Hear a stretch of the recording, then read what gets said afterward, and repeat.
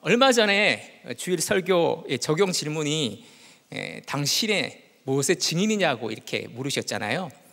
그래서 저는 이제 목장에서 다이어트의 증인이라고 이렇게 얘기를 했습니다.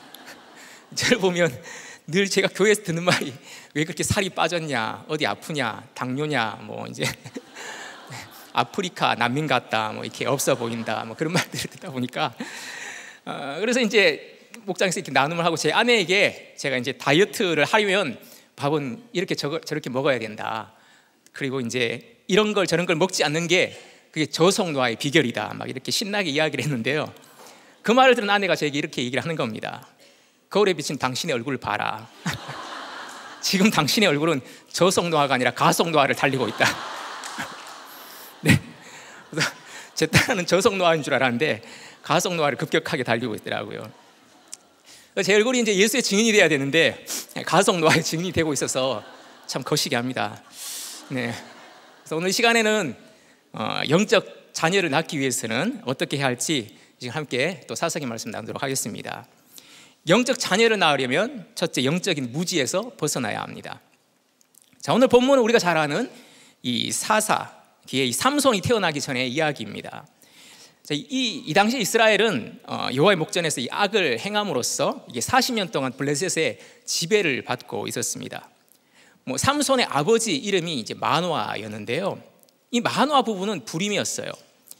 여호와의 사자가 이 마노아의 아내에게 나타납니다. 그래서 네가 이제 임신해서 아들을 낳을 것인데 이 아들은 하나님께 바쳐진 나실인이고 또 블레셋으로부터 이스라엘을 구원할 것이다라고 이렇게 예언을 합니다. 자, 그 이야기를 듣는 마노아가 다시 한번 하나님의 사자가 나타나길 이제 기도하면서 기도했을 때 여호와의 사자가 또 다시 나타납니다. 그리고 마노아 부부에게 이 아들을 어떻게 키워야 할지를 이렇게 말씀해 줍니다. 그 말을 들은 이 마노아는 여호와의 사자에게 염소 새끼를 대접하겠다 그렇게 이제 제안을 합니다. 그러자 여호와의 사자가 어떻게 반응하냐면요, 10절을 보면 나는 안 먹을 거라고 그것을 여호와께 번제로 드리라 그렇게 얘기합니다. 자, 마노아는 지금 자기와 대화하고 있는 상대를 여호와의 사자가 아니라 단순한 인간 선지자 그렇게 이해했습니다. 아내가 나에게 말한 그 대상은 여호와의 사자라고 이렇게 말을 했는데 이 마노아는 그것을 믿지 않았습니다. 게다가 이 염소 새끼를 대접함으로써 자기가 원하는 것을 얻어내려는 마음이 있었습니다. 바로 이 여호와의 사자를 조종하려는 그런 심산이었던 것이죠. 자, 그래서 16절 후반부에는 이렇게 말씀합니다.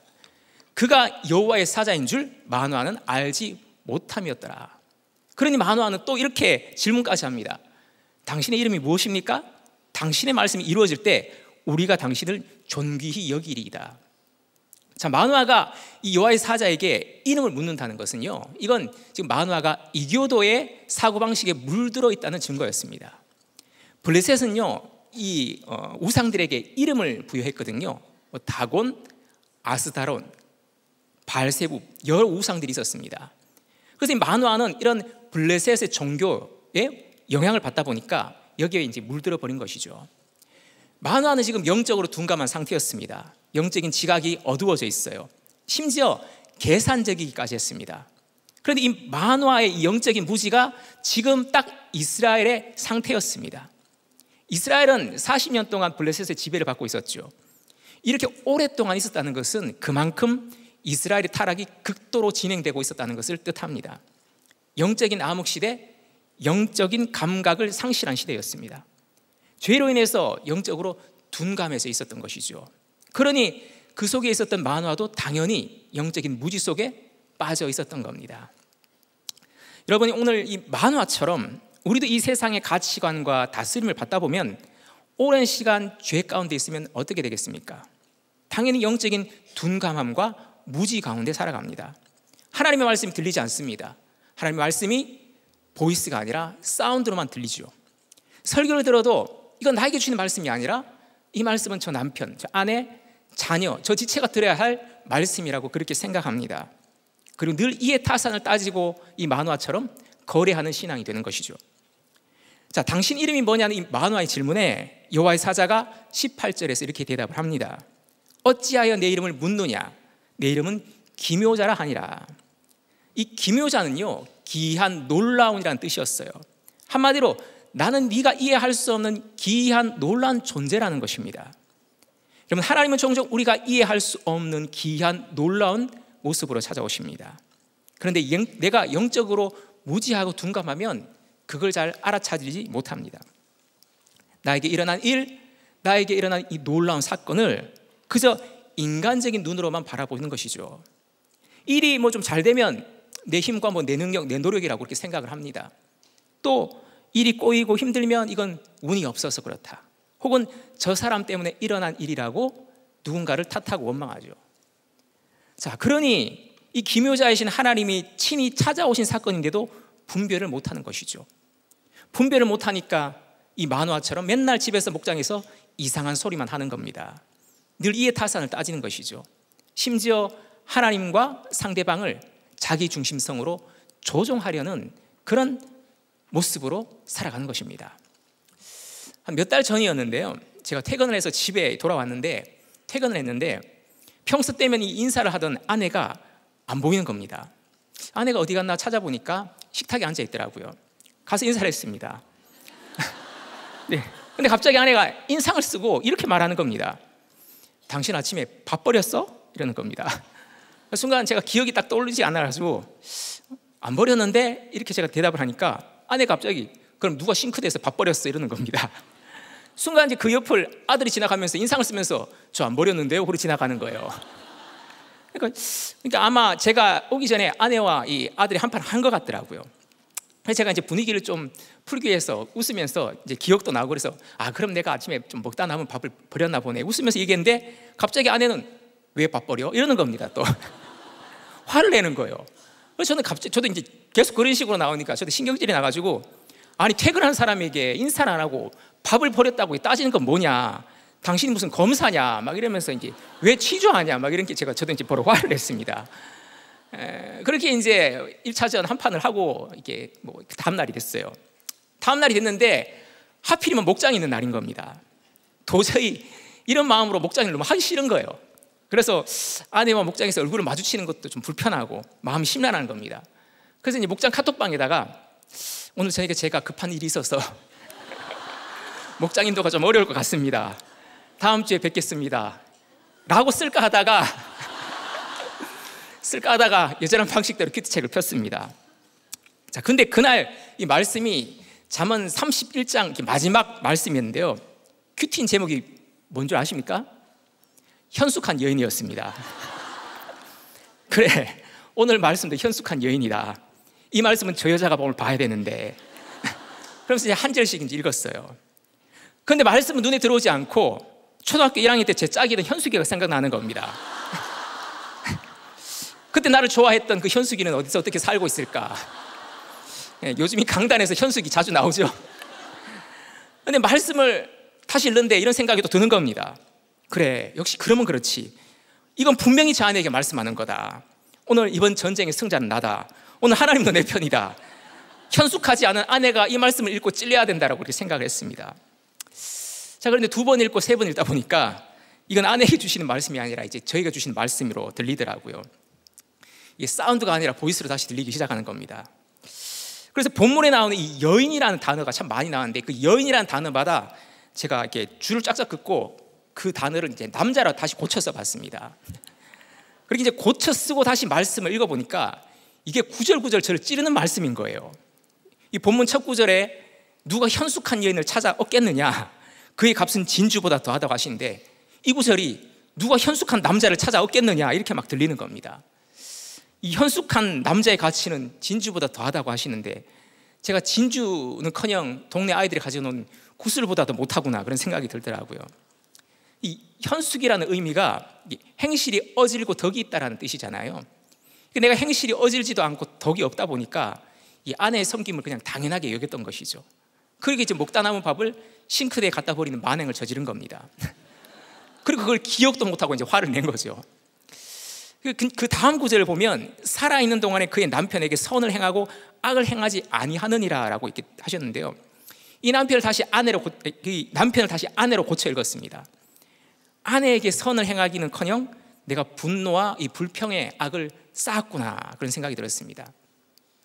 이런 저에게 하나님께서 제발 현숙이 타령 그만하고 현숙한 남편 좀 되라고 이렇게 말씀으로 견책하시는구나 싶었습니다. 이 집 밖에서는 사람들에게 잘 보이려고 인정받으려고 했는데 그것은 다 거짓되고 헛되지만 오직 여호와를 경외하면 칭찬을 받는다. 그 말씀에 마지막 잠언 말씀에 이제 회개가 됐습니다.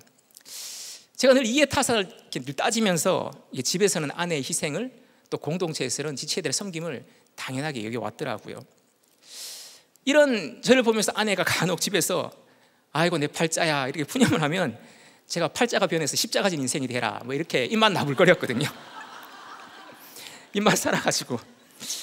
근데 이렇게 이제 상대방과 또 이렇게 하나님을 이렇게 조정하려고 하고 또 내 소견에 옳은 대로 행하려고 했던 이 자기 중심적인 제가 바로 이 만화처럼 영적으로 무지하고 둔감한 자였습니다. 그리고 이날 큐티 정용으로 아내에게 이제 미안하다라고 이렇게 사과를 하고 목장에서도 이런 저의 찌질함을 그날 이렇게 나누었습니다. 그리고 이제 아내가 차려준 밥은 박박 긁어서 다 먹습니다. 적용 질문입니다. 영적인 무지와 둔감함으로 분별하지 못하는 것은 무엇입니까? 말씀을 들었을 때 내게 주시는 말씀으로 받습니까? 내 곁에 식구나 지체가 들어야 할 말씀으로 받습니까? 이에 타산을 따지면서 하나님과 사람을 조정하려는 마음이 있지는 않습니까? 영적 자녀를 낳으려면 둘째, 약속의 말씀을 신뢰해야 합니다. 약속의 말씀을 신뢰해야 됩니다. 자, 19절에서 마노아는 이제 염소 새끼와 소제물을 여호와께 번제로 드립니다. 자, 그때 어떤 일이 일어날까요? 불꽃이 제단에서부터 하늘로 올라가면서 여호와의 사자도 휩싸여서 함께 올라갑니다. 바로 그때 마노아가 화들짝 놀라요. 21절 후반부를 보면요, 마노아가 그제야 그가 여호와의 사자인 줄 알고. 여러분, 우리도 그렇습니다. 말씀을 들을 때는 그게 나에게 주시는 말씀인지 모르고 듣습니다. 그러다가 불꽃에 휩싸이는 뜨거운 사건이 찾아오면 그제야 정신을 차리죠. 눈앞에 불꽃이 막 튀고 뜨거운 사건이 찾아오면 그제야 하나님이 나에게 찾아오신 거구나 이렇게 깨닫습니다. 이걸 알게 된 마노아는 아내에게 이렇게 말합니다. 22절 보면요, 우리가 하나님을 보았으니 반드시 죽으리로다. 여러분, 마노아가 하나님이 오셨다는 걸 이렇게 깨달으면 뭐합니까?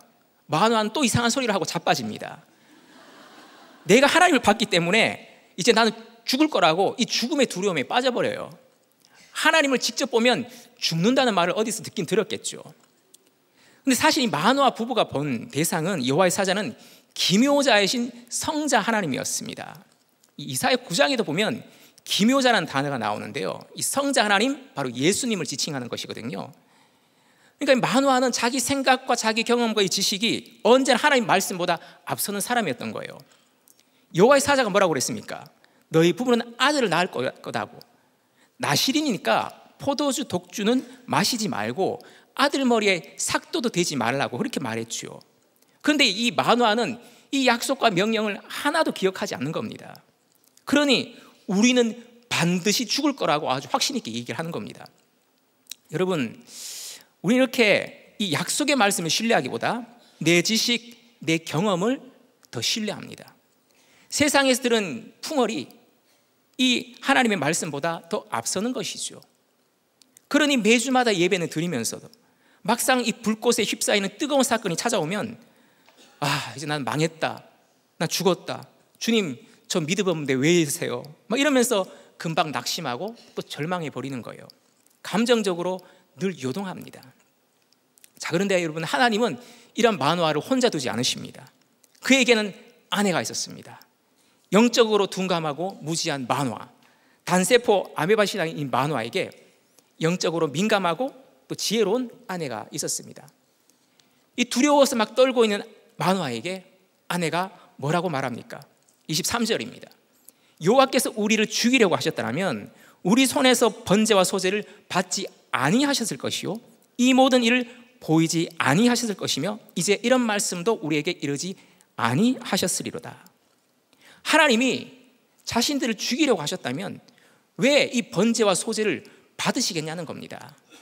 자신들을 죽이려고 하셨다면 아들 주겠다는 말씀을 굳이 뭐하러 이렇게 와서 하시겠냐는 거죠.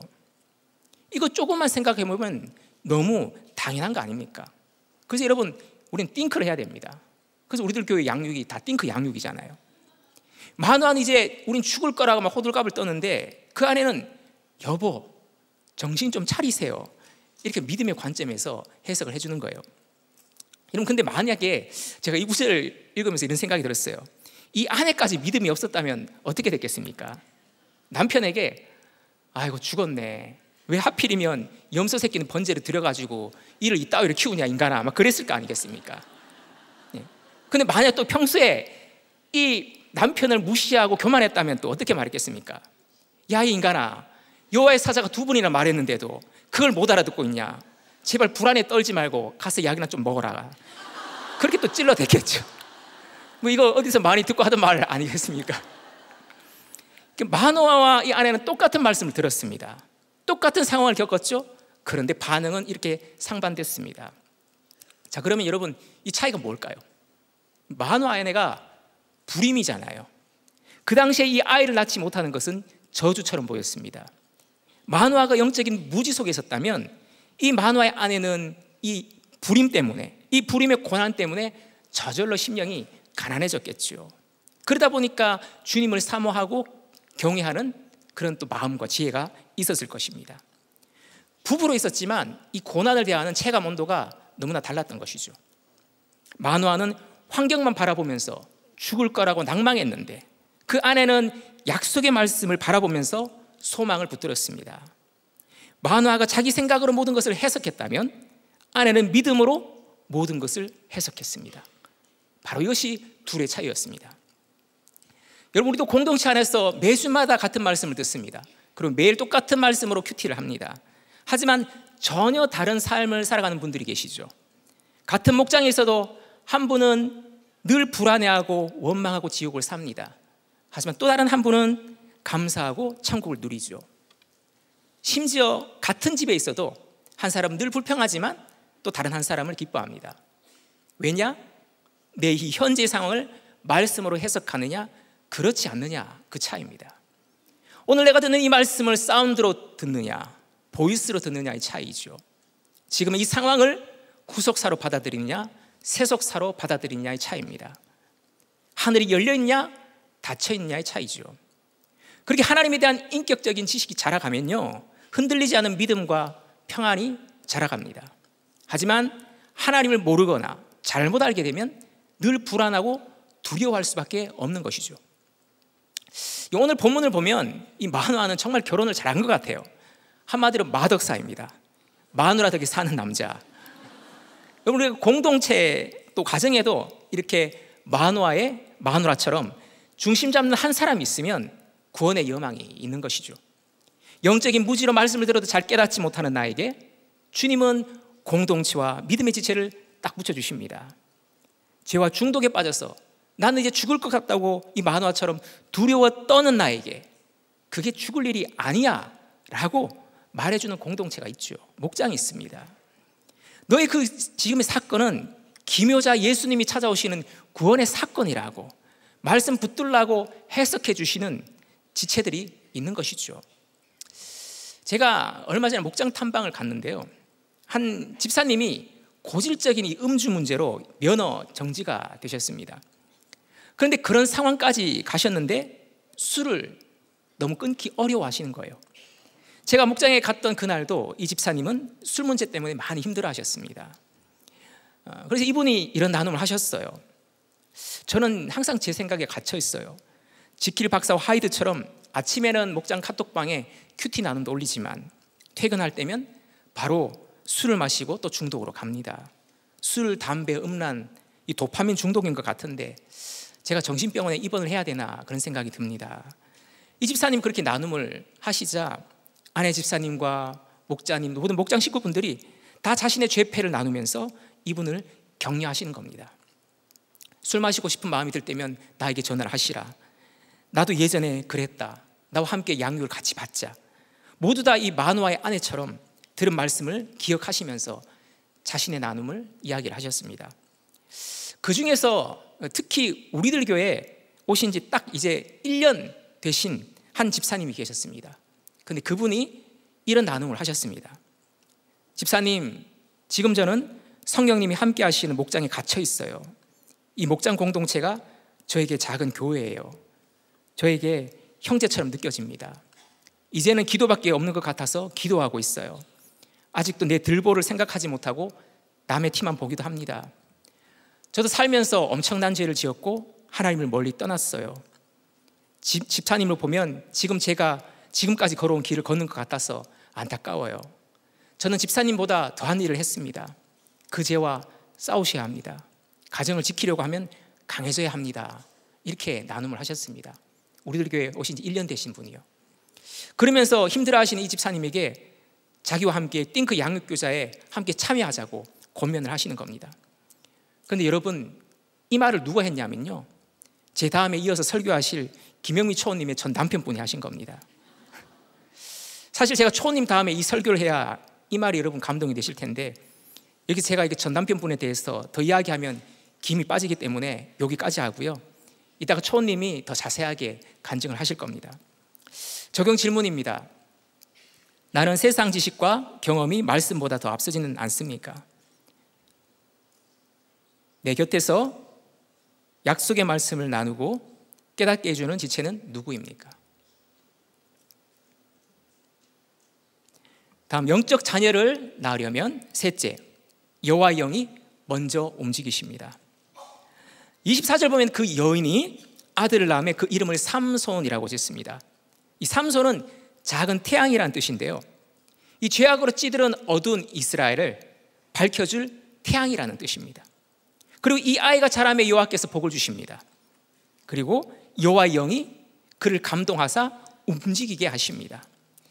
블레셋 치하에 있는 이 이스라엘에게 하나님께서 구원의 일을 친히 먼저 준비하시는 것이죠. 암울한 환경에 내가 널브러져 주저앉아 있을 때라도 여호와의 영은 먼저 그 구원을 위해서 움직이십니다. 여러분, 이 삼손이 태어나기 전만 하더라도 이 이스라엘이 기도를 안 했어요. 부르짖지 않았습니다. 그런데 하나님이 주도적으로 이 이스라엘의 구원을 위해서 먼저 움직이시는 겁니다. 그러니까 여러분, 구원의 일은 내가 아닌 하나님이 먼저 시작하시는 거예요. 저는 이번 여름에 세 군데의 TT를 다녀왔습니다. 국내에 임실과 또 순천 TT는 참 은혜 가운데 잘 맞췄습니다. 함께 동참하시는 우리 많은 또 성도님들이 너무 열심으로 섬기셔서 참 기쁨이 되었는데, 근데 이 해외 TT를 가려고 하니까 부담이 많이 되는 거예요.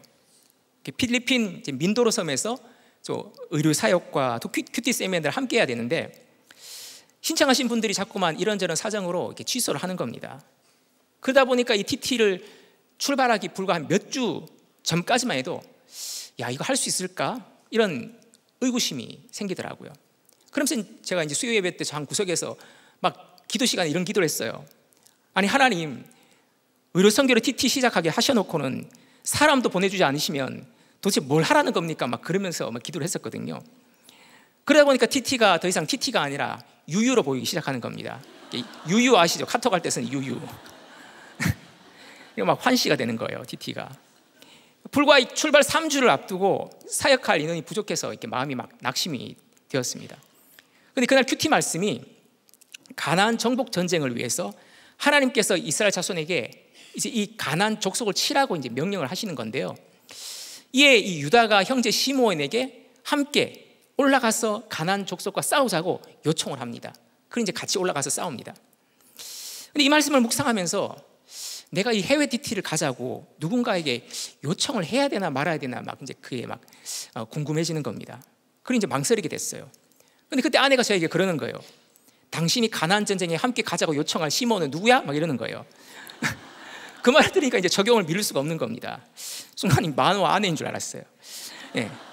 묵상한 이 말씀을 적용하기 위해서 그래서 몇 분에게 전화를 했습니다. TT를 함께 갈 수 있는지 여쭤봤어요. 근데 또 다들 사정이 있으셔서 또 이렇게 어렵다고 하시더라고요. 사실 이 해외 TT는 또 시간과 돈이 들어가잖아요. 그래서 사실 같이 가자고 요청하는 게 참 이렇게 제가 부담이 많이 됐습니다. 사실 하고 싶지가 않았었거든요. 그런데 놀랍게도 며칠 뒤에 하나님께서 다른 경로를 통해서 함께 TT를 참여하실 분들을 더 붙여주셨어요. 그리고 외과와 내과, 산부인과, 치과, 약국 이렇게 세팅을 하게 됐습니다. 정말 너무 놀랍더라고요. 근데 또 걱정이 되는 거예요. 이 선교 경험이 없는 우리가 과연 이 사역을 할 수 있을까? 이 차를 타고 갈 수 없는 산길을 우리가 이 무거운 의료 장비와 또 약을 들고 갈 수 있을까? 출입국 세관에서 약을 뺏기진 않을까? 이 산에서 원주민들 대상으로 사역할 때 날씨가 괜찮을까? 이 인원으로 사역을 다 감당할 수 있을까? 참 걱정이 많이 되는 겁니다. 하지만 이 걱정하는 만큼 또 기도하고, 또 저희가 이렇게 가게 되는 그 곳 선교사님과 그 교회도 저를 위해서 기도하고 계셨더라고요. 이 고넬료와 베드로가 각기 다른 곳에서 기도했는데도 성령님께서 역사하신 것처럼, 또 저희와 현지 교회가 각기 다른 곳에서 기도했는데도 여호와 영이 운행하시면서 이 구원의 일을 예비하고 계셨습니다. 자, 그렇게 민도로 섬에 도착해서 시작한 사역은 바로 원주민들의 진료였습니다. 이 전기도 안 들어오고요, 의료 혜택도 제대로 받지 못했던 이 산족이다 보니까 저희 팀이 온 것만으로 되게 신기하게 쳐다보더라고요. 한 가정당 아이들 수가 10명이었습니다. 그리고 청소년쯤 돼 보이는 이 여자아이가 또 아기의 젖을 물리고 있더라고요. 도대체 여기서 살 수 있을까? 그런 생각이 좀 들었습니다. 그러면서 이제 산족들을 진료하고 또 약을 나누어 드렸습니다.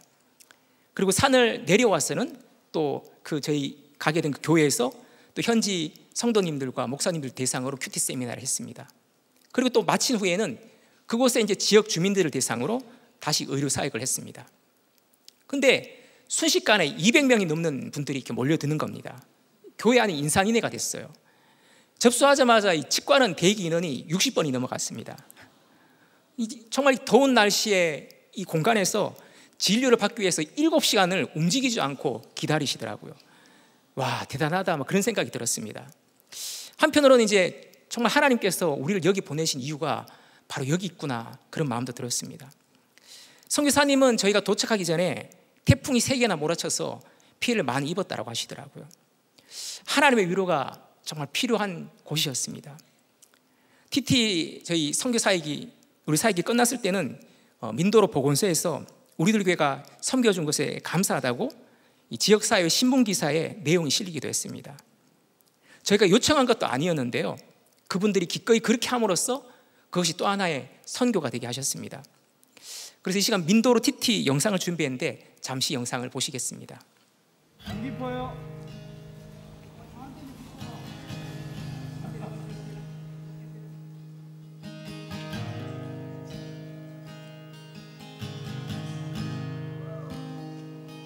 I love you, Lord. Oh, your mercy never fails me. And all my days I've been held in your hand. From the moment that I wake up until I lay my head, oh, I will sing of the goodness of God.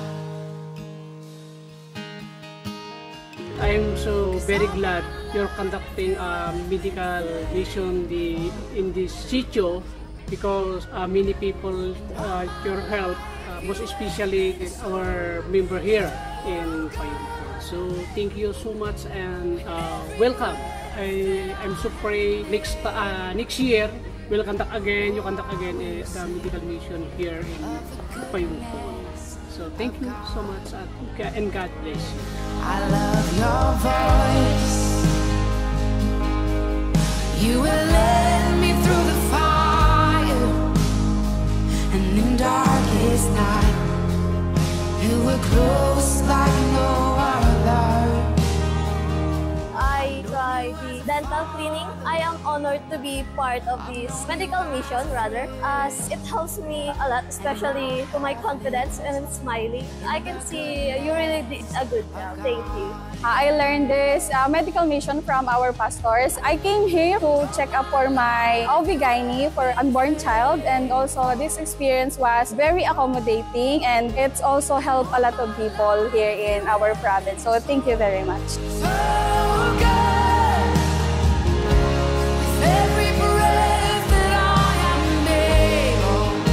I feel so very blessed because of the seminar. There is a real need of the quiet time. I'm a pastor, but the truth, I don't have so much time. Thank you for the message. Thank you for your sharing. I'm praying we will do this in our church. Please pray for our church. Yeah, we are hungry, but we're hungry spiritually. But thank you, Lord. I thank God for this memorable blessing. Our Riddle Church, thank you so much. And I'm praying more blessings for you, for your church.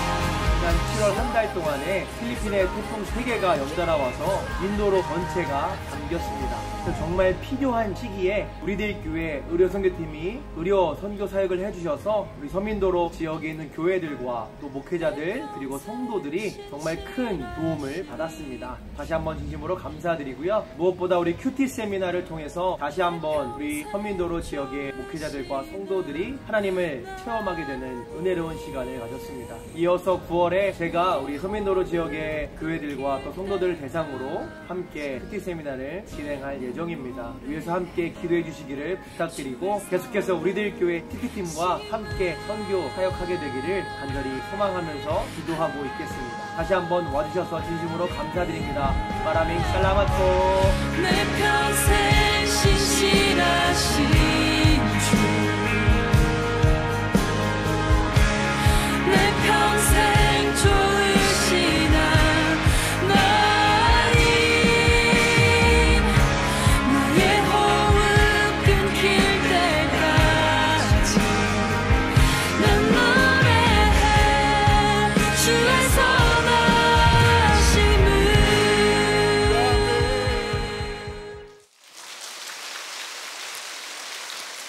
네, TT를 위해서 또 기도해 주시고 호응해 주신 성도님들께 감사드립니다. 정말 이번 또 민도로 TT를 하면서 여호와의 영이 먼저 이렇게 친히 움직이시고 예수 그리스도의 빛을 비춰 주셨습니다. 좀 전에 보셨던 그 영상에 그 자주색 옷 입은, 이 파란색 옷 입은 분들이 보이셨을 텐데요. 그분들이 저희 팀 지체들을 곁에서 다 도와주셨어요.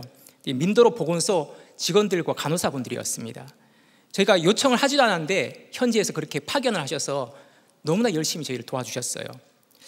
저희가 이 나라에 들어가기 전만 해도 이 한 교회 의료선교팀이 이 세관에서 이 약을 모두 압수를 당했었는데요. 저희가 가진 약은 너무나 쉽게 통과가 됐습니다. 산족을 만나려면 아까 보시다시피 30분 동안 이 산과 개울을 걸어가야 되는데 이 남자 원주민들이 우르르 내려와가지고 그 모든 짐을 다 들고 가줬습니다. 그리고 저희 사역이 다 끝나고 섬에서 나온 그 다음날 태풍이 왔습니다. 하나님께서 날씨까지 섬세하게 인도해 주셨습니다. TT 준비할 때마다 사람 없다고 계속 불평했는데 하나님은 정말 돕는 손길을 놀라운 방식으로 여기저기서 붙여주시고 우리 지체들이 너무나 열심히 또 섬기고 사역해 주셨습니다. 정말 사람 없어서 구원의 일 못한다는 말은 하면 안 될 것 같아요. 만화와 같은 제가 이 기묘자로 오신 주님을 만나고 회개할 수밖에 없었습니다. 내가 널브러져 주저앉았을 때에도 여호와의 영이 구원을 위해 먼저 움직이시고 일하셨던 것이죠. 바로 그 성령님은 오늘 내 삶에도 우리 가정에도 역사하심으로 내 곁에 식구들, 지체들의 구원을 이루어 가실 줄로 믿습니다. 바라기는 이 흑암이 들어진 그 자리에서도 언제나 이 은혜의 광채를 복음의 빛을 비추는 저와 여러분이 되시길 주님의 이름으로 축원드립니다. 적용 질문입니다. 여호와의 영이 나를 움직이게 하신 적은 언제입니까? 구원을 위해 복음의 빛을 비추어야 할 자리는 어디입니까? 기도하겠습니다. 하나님 아버지, 죄로 인해 영적인 무지와 둔감함에 빠져있던 저에게 오늘도 주님은 약속의 말씀으로 찾아오셨습니다. 하지만 이 말씀을 사운드로 듣다 보니 이의 타산을 따지면서 사람과 주님을 조종하려고 들고 내가 옳다는 자기중심성에 갇혀서 내 곁에 있는 사람들이 이 말씀을 들어야 한다고 여겼습니다.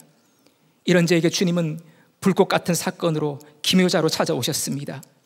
환경만 보면서 낙심하고 두려워하던 저에게 주님은 공동체를 붙여주셔서 구속사로 해석하고 살려주시고 이 자리에 있게 하셨습니다. 하나님, 흑암 같은 상황에서도 여호와의 영이 운행하사 나를 감동시켜 주시고 움직이게 하시고 구원의 일을 이루어 주시길 소원합니다. 어두운 우리 가정과 우리 삶의 자리에서 복음의 빛을 비추사 여호와의 복을 허락하여 주시옵소서.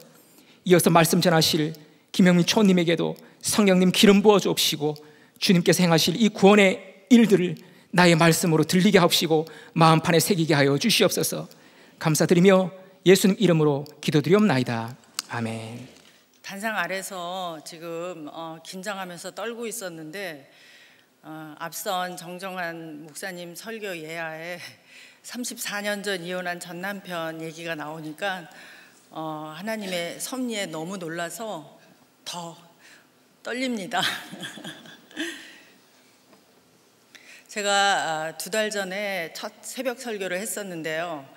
너무 긴장해서인지 입술이 바싹 마르고 심한 갈증으로 발음이 안 돼서 정말 난감했었습니다.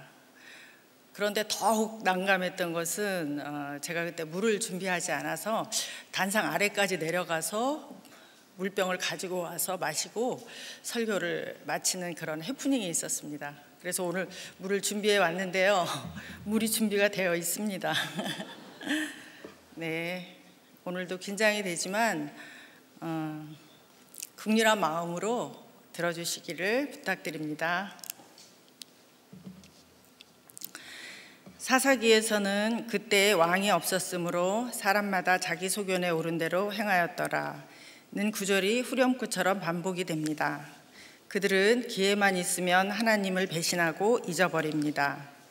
이에 하나님이 대적을 통해 심판하시면 고통 중에 부르짖고 그러면 하나님이 사사를 세워 그들을 구원하십니다. 하지만 사사가 죽으면 다시 타락하기를 반복합니다.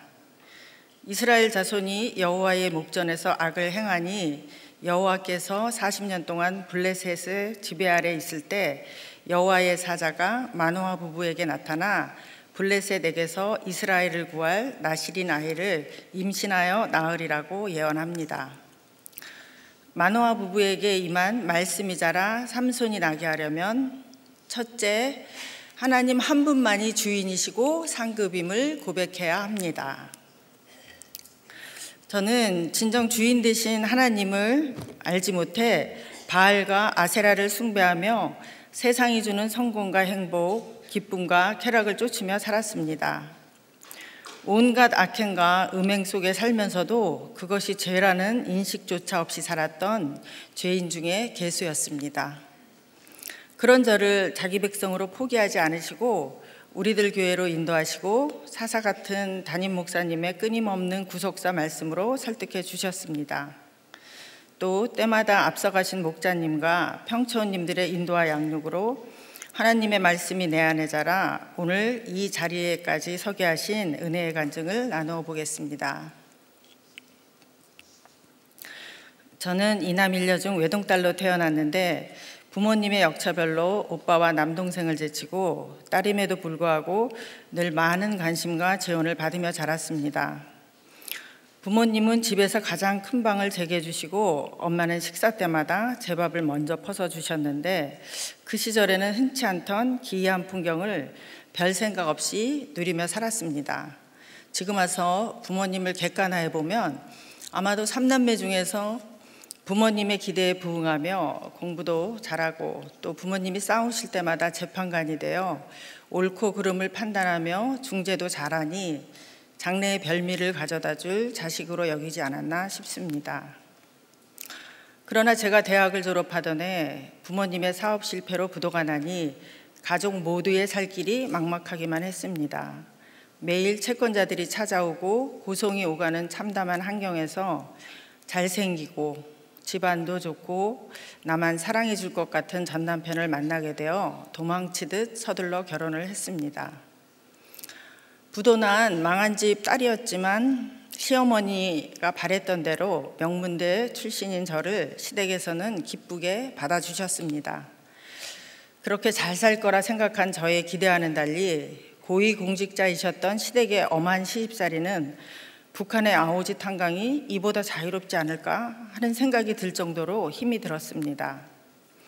게다가 결혼 3년 차 딸아이가 3살이던 어느 날 전 남편은 음주운전으로 1명이 죽고 5명이 중경상을 입는 대형 교통사고를 냈는데 그 당시 28살이던 제가 전면에 나서 합의를 보려고 동분서주하며 다녔습니다. 그때의 두려움은 공포 자체였지만 남편을 구해 어린 딸과 내 가정을 지키겠다는 일념으로 상대의 아픔에는 공감도 없이 열심을 내며 합의를 받아냈습니다. 합의서와 정관예우를 받는 변호사로 집행유예로 나온 전 남편은 직장을 계속 다닐 수 없게 되자 함께 의료 도매업을 시작하게 되었습니다. 경험이 전혀 없었던 것에 비해 의외로 빠른 성공으로 많은 돈을 벌게 되자 전 남편은 거래처 접대를 명목으로 룸사롱을 다니며 외도를 하기 시작했습니다.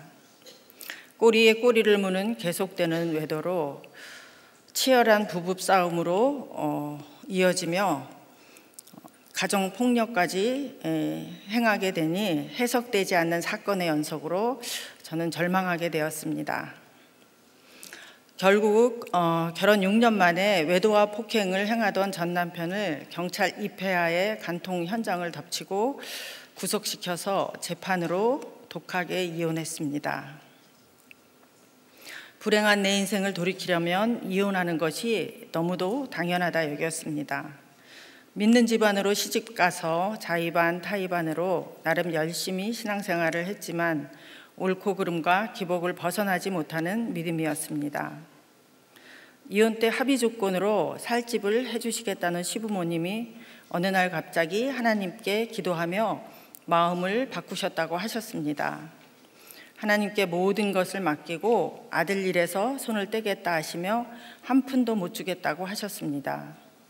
오히려 제가 어려운 친정으로 돈을 빼돌린 것 같다는 권사이셨던 시어머니 말에 억울함과 분노로 당신이 믿는 하나님을 나는 이제는 믿지 않겠다며 이혼 후 하나님을 떠나 패역한 길로 향했습니다. 이혼 때 전 남편과 함께 구매했던 부동산을 위자료로 받았지만 잔금도 치르지 못한 묶인 부동산이었습니다. 결국 어린 딸은 친정에 맡기고 나이 30에 이혼녀가 된 저는 오피스텔에서 옥탑방으로 또 화장실도 없는 지하 단칸방을 전전하며 힘겹게 살았습니다. 그래도 한때는 누구 집 며느리로 고속도로 휴게실에서도 VIP 룸에만 머무르며 비단에 가려져 살았었는데 하루아침에 넉마로 전락되어 살 길이 막막한 이혼녀가 되니 그때는 시댁과 전 남편에 대한 증오와 분노로 매일 술을 마셔야 숨이 쉬어졌습니다. 이혼을 한 후에 제 인생의 목표는 이 땅에서 잘 먹고 잘 사는 길이 복수라 여기며 열심히 돈을 벌었습니다. 하지만 내 안에 뿌리 깊은 연민으로 매일 술을 마시며 독을 품은 얼굴로 살았습니다.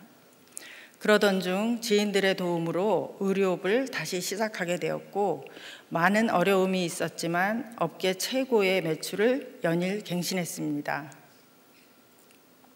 IMF로 모두가 힘든 그때에도 하루 매출이 억대를 기록할 정도로 많은 돈을 벌게 되자 저는 목사님의 말씀대로 악하고 음란해지는 수순을 밟아 전 남편처럼 강남의 온 유흥가를 두루다니며 자칭 타칭 화류계의 여왕이라 불렸습니다. 어느 업소에서는 이달에 MVP로 선정이 되어서 골드바를 수상하기도 했습니다. 그렇게 복수의 목표치로 생각했던 기준에 다다르자 왠지 모를 공허와 허무가 몰려왔고 그럴수록 더욱 세상 쾌락에 몰입하여 술과 유흥에 빠져들었습니다. 음주운전으로 큰 사고를 냈던 전 남편을 정죄했던 제가 음주운전으로 사고를 낸 일도 있었습니다. 28년 전 일입니다. 술을 마시다 2차를 가기 위해 음주운전을 했는데 동호대교 남단에서 빗길에 차가 미끄러졌습니다. 두려움에 브레이크를 급하게 밟자 세 바퀴를 돌다 가드레일을 들이받고 고가 위에 간신히 멈췄습니다. 조금만 속도가 있었다면 고가 밑으로 떨어졌을 상황이었습니다. 이런 큰 사고에도 저는 결국 이 차를 갖고 또 술을 마시는 엽기를 행하였습니다. 이렇게 죽어도 할 말 없는 부끄러운 인생을 살아가면서도 딸아이와 친정엄마, 알코올 중독의 오빠와 부도난 친정에 살면서 방황하는 남동생까지 모두의 생계를 제가 책임지며 살았기에 스스로를 대단하다 여기고 교만한 줄도 모르고 가족과 직원과 주위 사람들 위해 군림하며 살았습니다. 이렇게 악함과 생색과 분노와 연민으로 세상에 비치신 예수님을 피해 스스로 어둠에 갇혀 죽어가고 있을 때 주님은 부도와 오빠의 갑작스러운 죽음, 딸의 반항이라는 알 수 없는 기묘자의 모습으로 찾아오셨습니다. 잠시 물 좀 마실게요.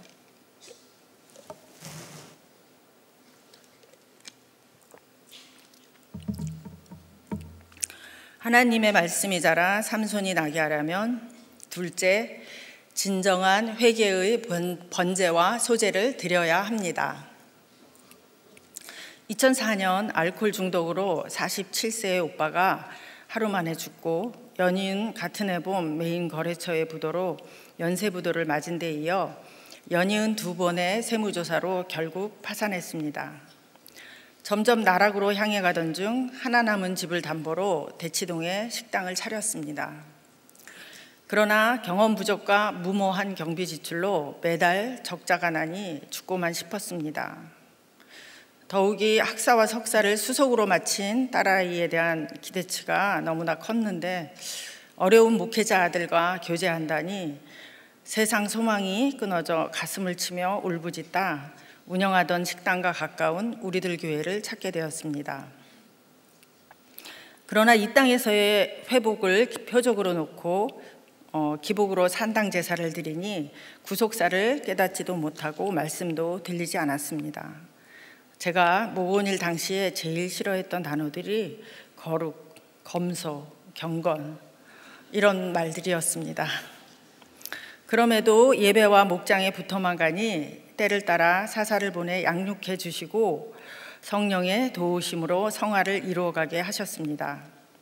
1:1 양육이 끝난 후에는 딸아이와 한 성령, 한 언어로 소통하고 싶은 간절함이 생겨서 딸에게 남자친구와 함께 우리들 교회에 나와서 등록하고 청년부 목장에 잘 정착하면 결혼을 허락한다는 말로 딸과 지금의 사이를 인도했습니다.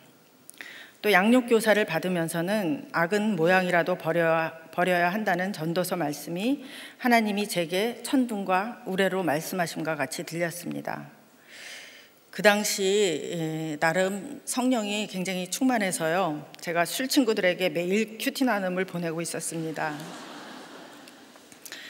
그런데 술을 그렇게 좋아하면서 이런 글을 보내냐는 친구의 조롱 섞인 한마디에 술 마시는 모양이 복음을 회방하고 구원을 막을 수 있다는 깨달음이 와서 평생 끊을 수 없을 것 같은, 아니 끊고 싶지 않았던 30년 가까이 나의 절대 위로자였던 술을 끊는 기적을 허락해 주셨습니다.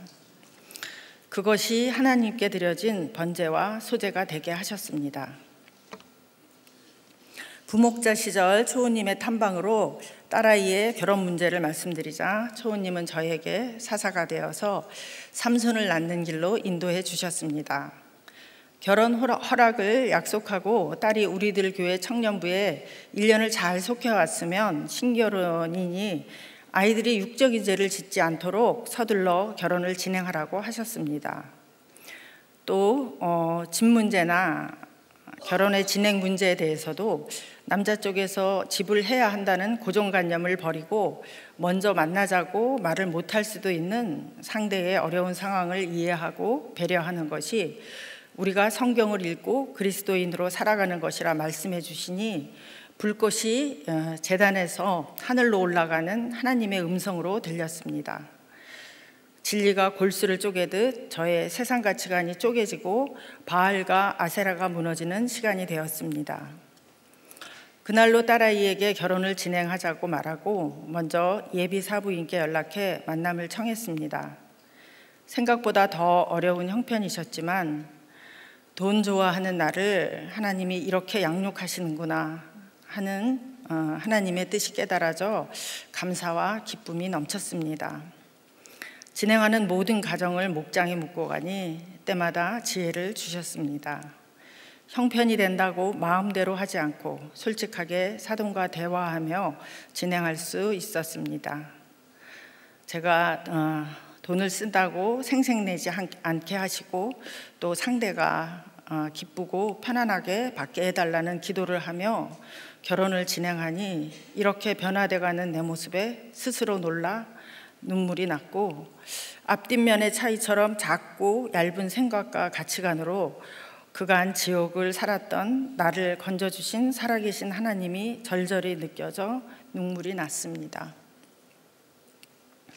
말씀으로 거듭나 큰 적용을 했다 싶은 저였는데 오히려 사돈 부부가 결혼을 앞두고 딸아이가 한 간증을 들으시고 일주일을 근심하다 목회자 가정에 딸을 보내신 하나님의 뜻이 깨달아져 잘 품고 가시기로 결단하셨다는 말씀에 아직도 내 위주의 사고에 머물러 있는 제 자신을 보게 되었습니다.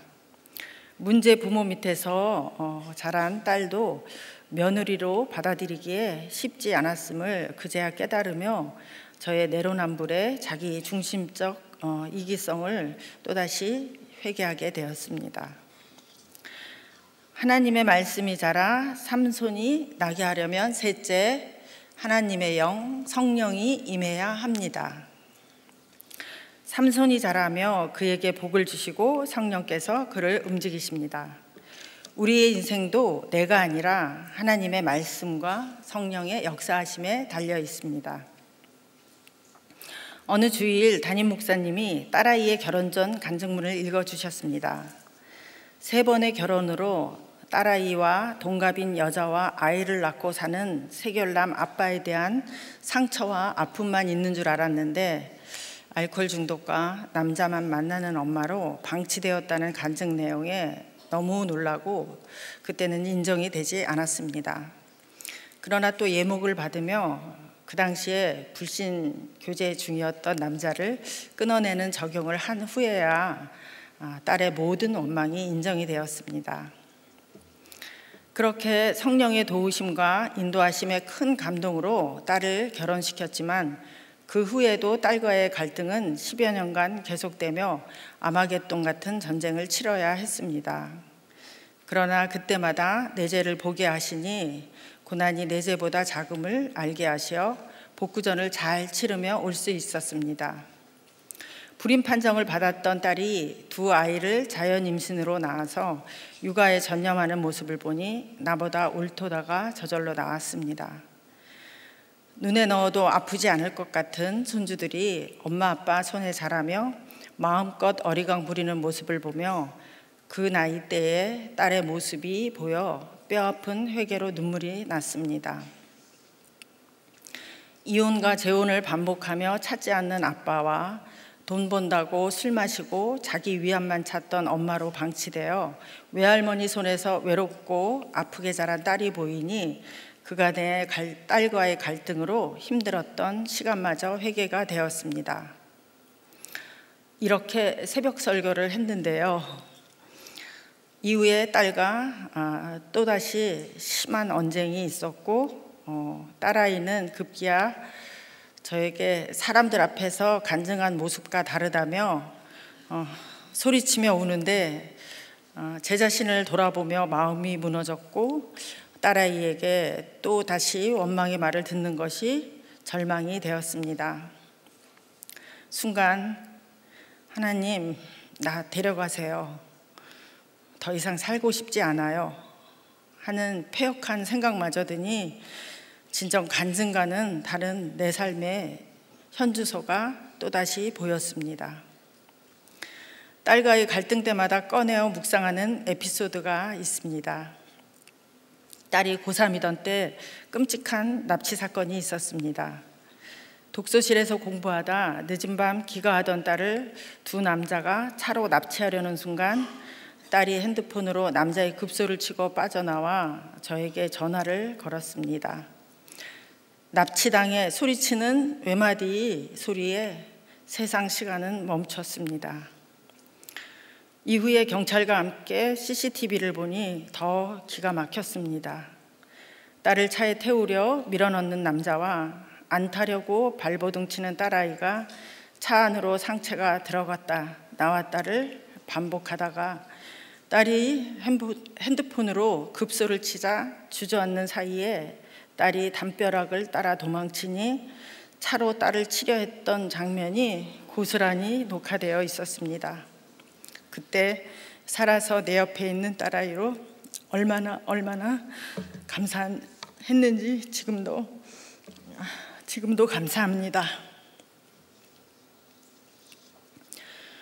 원하던 대학에 가지 못해 미국으로 또 유학을 보냈을 때인데 방학 때 잠시 나왔다 다시 미국 기숙사로 갔던 딸이 도착 시간이 지난 후에 이틀 이상이나 연락이 되지 않아 항공사까지 전화를 하며 애를 태우고 있었습니다. 그때 갑자기 너는 네 딸이 며칠 연락이 되지 않는 것이 그렇게 힘이 드니 나는 너를 45년이나 찾으며 기다렸다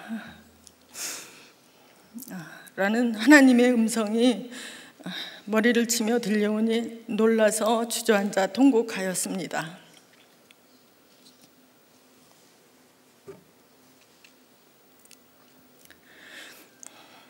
돌아보면 참으로 생명 없이 생존하며 하나님을 반하여 산 게으시 같은 저를 끝까지 인도하시며 때마다 딸을 통해 하나님의 말로 다할 수 없는 사랑을 깨닫게 하십니다. 딸과의 언쟁으로 힘들었던 그 주일 말씀에 이성훈 목사님이 또 사사가 되어주셔서 성령의 부르심이란 제목으로 상한 심령이 되게 하시고 겸손한 자리로 불러주심이 깨달아져 감사와 회복의 기쁨으로 살아나게 하셨습니다. 정말 되었다 함이 없는 인생임을 깨달아 갑니다. 우리 딸이 부모의 구원을 위해서 너무 수고가 많은 것 같습니다. 반복되는 제약에서도 또 한 번 반복하여 사사를 보내시는 하나님이 작년에는 측량할 수도 예측할 수도 없는 기묘자로 딸을 통해 하나님의 크고 놀라운 구속사를 보게 하신 일이 있습니다. 팔복산 기도회를 통해 은혜 받은 딸이 몇 년간 연락이 없던 아버지를 찾아가는 적용을 했습니다. 주소 하나 들고 수원에서 아빠를 찾았는데 지하 단칸방 어지럽게 쌓인 짐더미 속에 누워있는 아빠를 찾아 하나님께 돌아오라고 설득했답니다. 전 남편은 중국에서 결혼한 3번째 부인과 이혼하고 연이은 사업 실패로 한국으로 돌아와 배달일로 지내던 중 몇 번의 오토바이 사고로 갈비뼈와 허리를 다치고 당뇨와 여러 합병증으로 일도 못하는 상태가 되어 소망 없이 누워 있었답니다.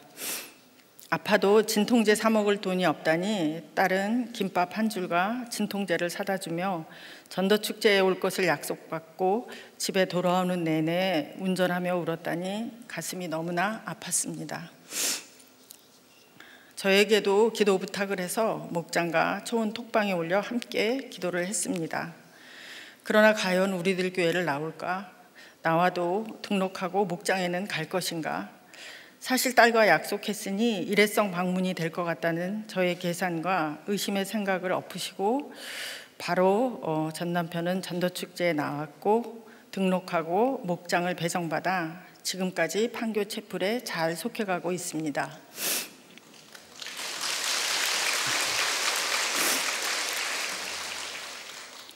딸을 통해 듣는 전 남편은 매주 눈물로 예배를 드리고 목자님의 지극한 섬김으로 목장에 잘 정착해 바로 1:1 양육을 받았고 올해에는 양교를 받으며 매일 몇 시간씩 큐티를 하며 평생의 자기 죄를 눈물로 고백하는 성령 충만의 시간을 보낸다니 할렐루야 놀렐루야입니다.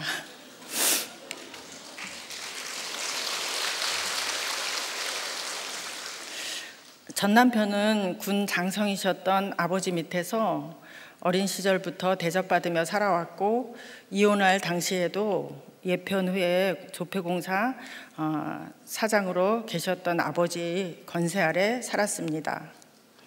불과 8년 전에 부모님의 유산 상속을 받고 하와이에서 3번째 부인과 결혼식을 한다며 임신으로 참석을 못하는 딸아이에게 비행기 티켓값을 주고 갔다는 말을 들었었습니다.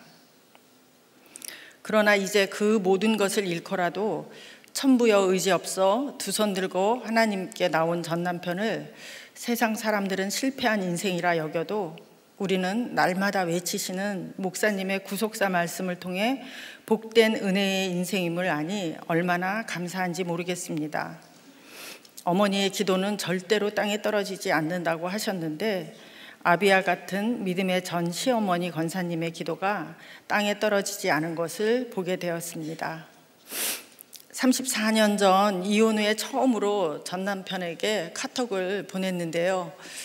내용은 초혼이 되어 제가 간증을 하게 되었는데 본인 이야기를 해도 되겠냐고 그렇게 물었습니다. 그런데 답장이 왔습니다. 간증에 어떤 내용이 있어도 내가 당신에게 했던 악함보다는 가벼울 거라 생각이 돼요. 나의 죄로 인해 어떤 이가 자신의 죄를 보게 된다면 그것 또한 감사할 일이고, 나의 죄를 거론함으로 누군가 나를 또 비난하게 된다면 응당 내가 받았어야 될 죄값이니 내 걱정은 하지 말고 하나님께 영광을 돌리길 바래요. 이렇게 답장이 왔습니다.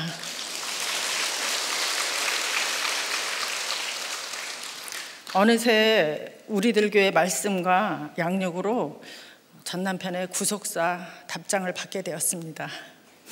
하나님의 기묘하고 놀라운 섭리와 인도하심을 찬양하며 약재료가 많아서 약방 집사님이라고 불린다는 전 남편이 영육이 회복되어 쓰임받는 남은 인생이 되길 기도합니다. 또 기도 부탁드립니다. 기도하겠습니다.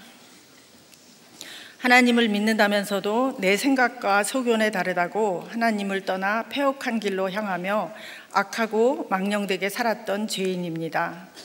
하나님이 깨끗하게 하신 것을 속되다 하며 순종치 않았습니다. 용서하여 주시옵소서. 그럼에도 불구하고 자기 백성을 포기하지 않으시는 하나님의 사랑으로 우리들 교회로 인도하시고 사사대진 담임 목사님의 끊임없는 구속사 말씀으로 삶이 해석되니 감사밖에 없는 인생으로 구원해 주셨습니다. 하나님의 영이 임하니 죄를 깨닫는 기적으로 미움과 분노의 옥에서 나와 자유와 평안을 누리게 하시니 감사합니다. 지나고 보니 한 편밖에 안 되는 인생인데 영원을 누릴 것처럼 온몸에 힘을 주고 욕심의 불에 나를 던져 뜨겁고 아프게 살아온 병든 자였습니다. 그렇게 죄밖에 지은 것이 없는 인생인데도 쓰시겠다고 하시니 이제는 베드로처럼 돌이켜 증인의 사명을 감당하도록 성령께서 도와주시고 인도하여 주시옵소서. 한 영혼의 구원을 애통하며 가시는 목사님을 따라 저도 주신 자리에서 사명 감당하고 가는 남은 삶이 되도록 성령께서 도와주시고 인도하여 주시옵소서. 안식년에도 쉬지 않고 사명을 감당하고 계시는 김양재 담임 목사님의 영육을 지켜 보호하시고 모든 사역에 기름을 부어 주시옵소서. 세계 각 지역에서 복음을 전하시는 선교사님들의 건강과 필요를 채워 주시옵소서. 하반기 모든 양육과 20일의 목회자 세미나의 성령의 기름 부으심과 도우심을 구하며 기도합니다. 진영으로 양극화된 우리나라를 불쌍히 여겨주시어 진정 나라를 위한 바른 길로 하나 되게 도와주시고 인도하여 주시옵소서. 하나님의 말씀을 반하는 악법이 제정되지 않도록 막아주시고 하나님 나라가 더욱더 커져가는 태아생명보호법이 제정되도록 인도하여 주시옵소서. 예수님의 이름으로 기도합니다. 아멘.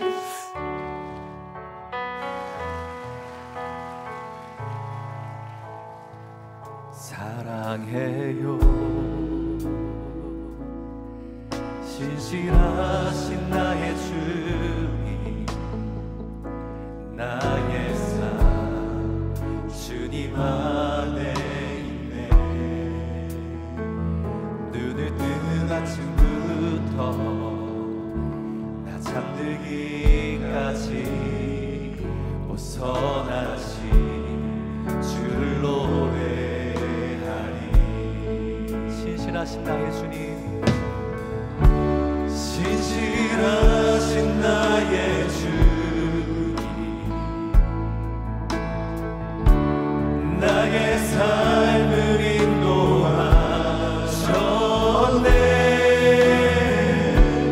나의 모든 오늘 땅에 우선하신 주를 노래하리. 사랑해요,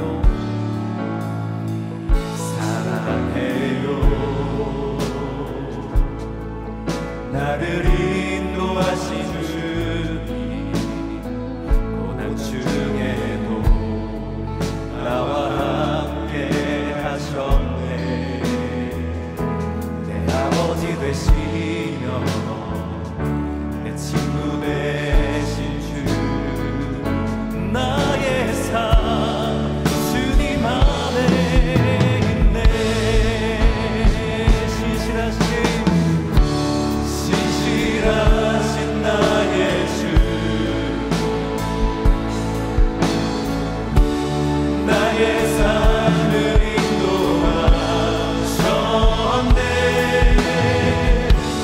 나의 모든 오늘 땅에 선하신 주를 노래하리.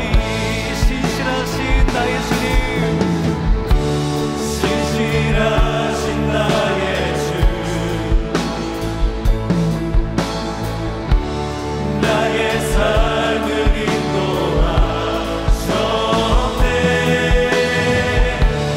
나의 모든 오늘 땅에 선하신 주를 노래하리.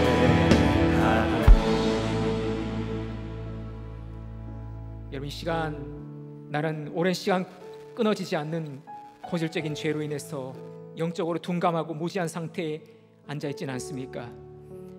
하나님의 약속의 말씀을 듣긴 하지만 여전히 내 생각과 감정이 그 말씀보다 앞서지는 않습니까?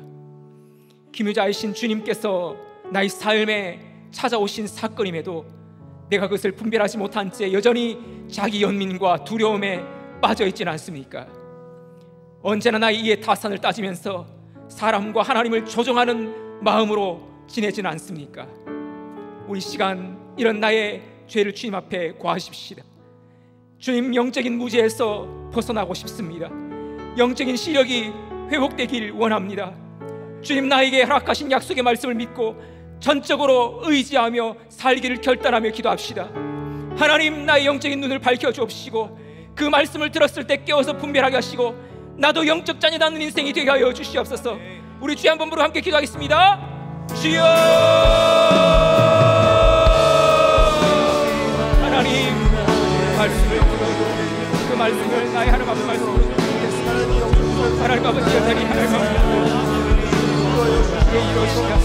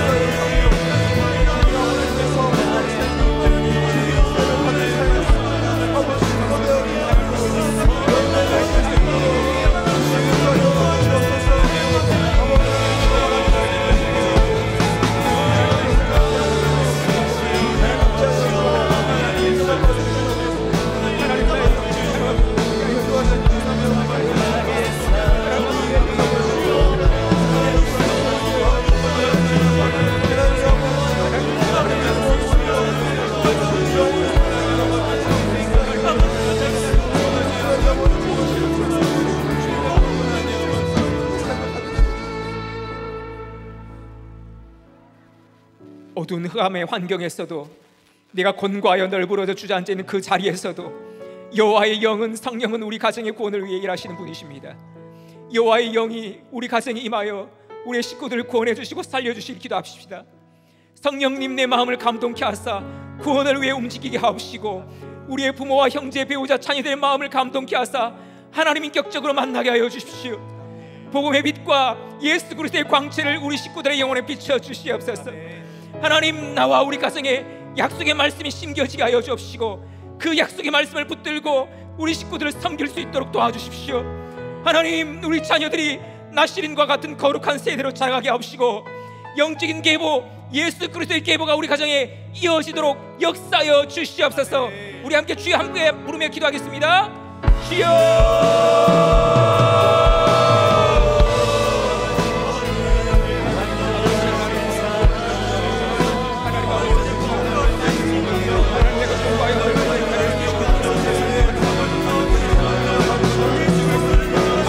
내가 할 수 없다고 생각해. 하나님 지금까지 나와 하나님 아버지, 우리 가정에 우리 식구들이 우리 하나님 여호와의 영이 성령님 우리의 하나님 아버지, 내가 하나님 우리 가정에 하나님 아버지 복음의 광채를 비춰주시옵소서. 복음의 광채 꼬리 빛을 비춰주시옵소서. 하나님 우리 가정에 우리가 하나님 약속의 말씀을 주시옵소서. 그 약속의 말씀을 주시옵소서. 살아날 수 있도록 도와주시옵소서. 오늘 가정에 모든 기도한 하나님 하나님 우리를 살려주시옵소서. 하나님 우리를 살려주시옵소서. 하나님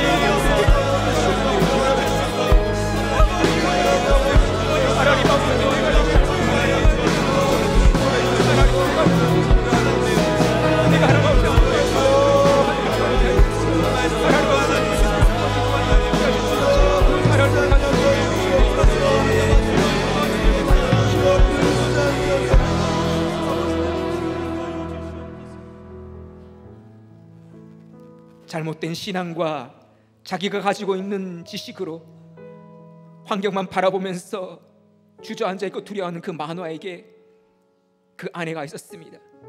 그 아내가 약속의 말씀을 일깨워 주었습니다. 우리 공동체가 이런 나를 위해 서로를 향해 약속의 말씀을 함께 나누고 붙들어주고 이렇게 세워지는 교회가 되길 기도하십시다. 우리의 목장 모임과 여러 양육과 훈련을 통해서 나의 삶을 구속사로 해석하는 은혜가 넘치도록 기도하십시다.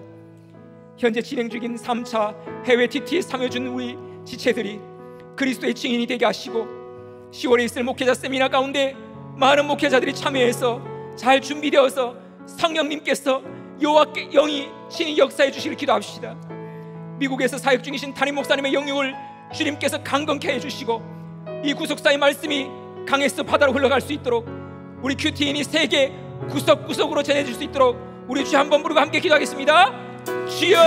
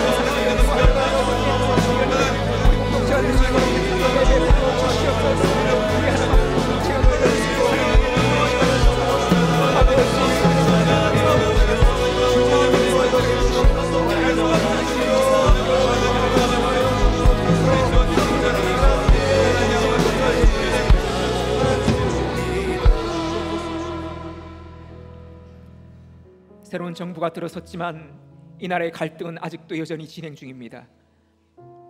이 시간 나라를 위해 우리 기도할 때 이 나라의 소모적인 정쟁이 멈춰지고 지역 갈등, 빈부 갈등, 세대 갈등, 이념 갈등이 해소되고 위정자들과 국민들이 하나로 연합할 수 있기를 기도하십시다.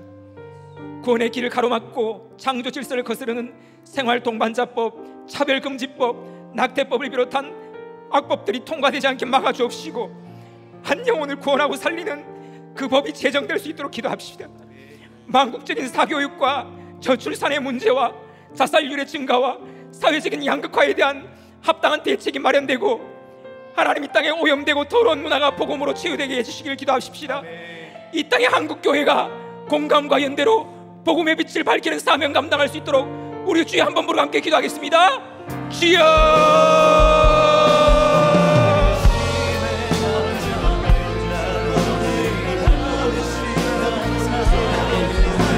하나님 불쌍히 여겨주시옵소서.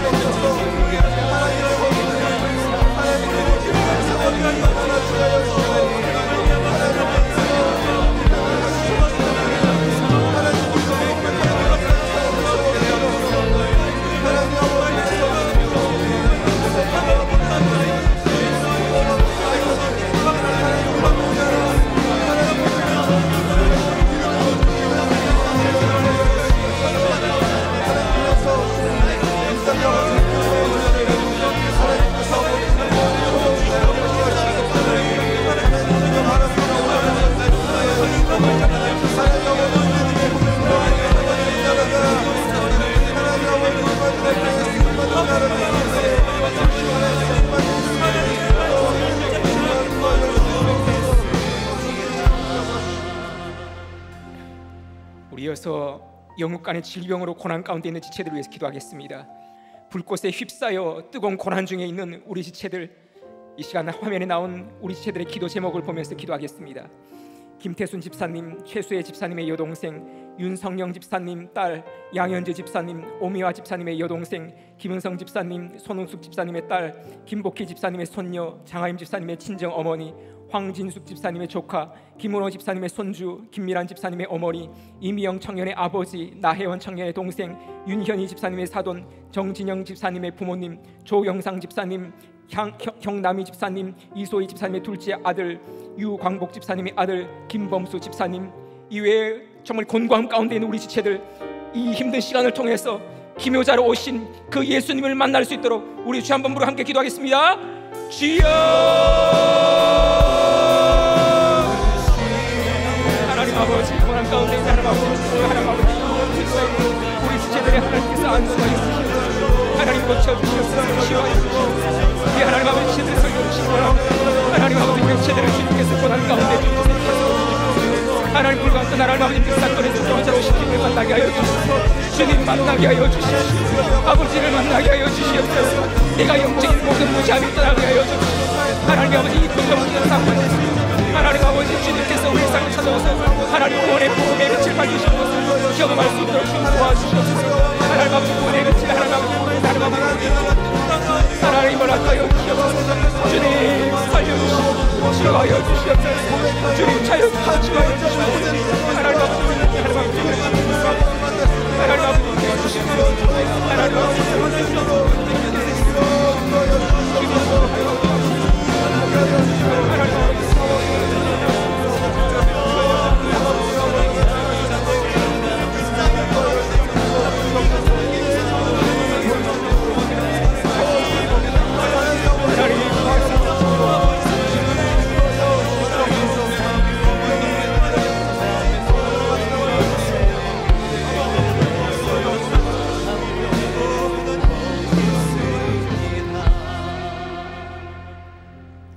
하나님 아버지, 고질적인 죄로 인해서 영적인 무지와 둔감함에 빠져 있었던 백성들에게 주님께서 먼저 오셔서 구원의 빛을 밝혀주셨습니다.